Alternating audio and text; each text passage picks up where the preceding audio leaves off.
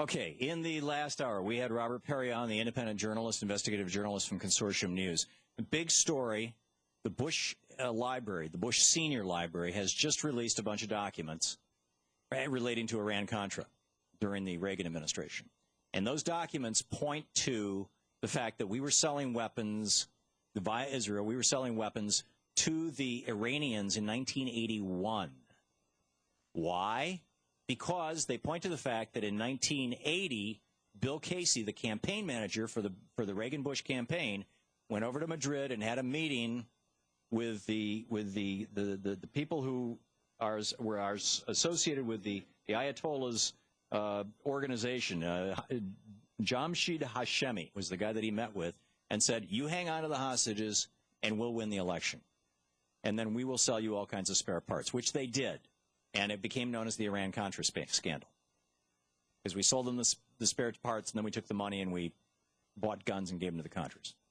So he's got pretty solid evidence that Reagan stole that election by keeping the hostages held.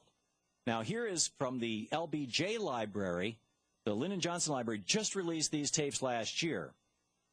Richard Nixon had done the same thing in the election of 1968, where LBJ had cut a deal with the South Vietnamese to end the Vietnam War. They were going to announce it in September, and it was going to cause Herbert Humphrey to easily win, because the war would no longer be an issue, and the war was the thing that had people really upset.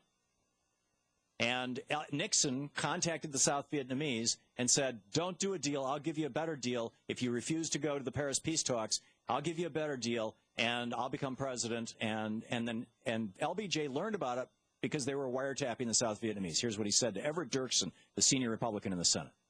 Here's the latest information we got. The agent says that they just talked to the boss in New Mexico. And that he says that you must hold out. Just hold on until after the election. We know what Chew is saying to them out there. Yeah. We're pretty well informed on both ends. Now, I'm reading their hand, Everett. I don't want to get this in the campaign. That's right. And they oughtn't to be doing this. This is treason. I know. They oughtn't to be doing this. This is treason. I know. The bigger picture here is, so here we have Richard Nixon stealing an election in '68 by manipulating U.S. foreign policy. Ronald Reagan stealing an election in 1980 by manipulating U.S. foreign policy. And then George W. Bush stealing an election in 2000, because when the votes were actually counted statewide in Florida, it turned out that Al Gore had easily won the state by any measure. By any measure. If every vote in the state was counted. But George Bush was made president because the Supreme Court ruled that to count all the ballots in Florida would cause, quote, irreparable harm to plaintiff George W. Bush, end quote. That's right there in the decision. You can read it in Bush v. Gore. So we have every Republican since Dwight Eisenhower, who ran as a peacenik. In fact, here's his campaign. We don't have time? Okay, we're out of time. His slogan was, "Vote for Eisenhower, vote for peace." Eisenhower was the last Republican to be elected legitimately.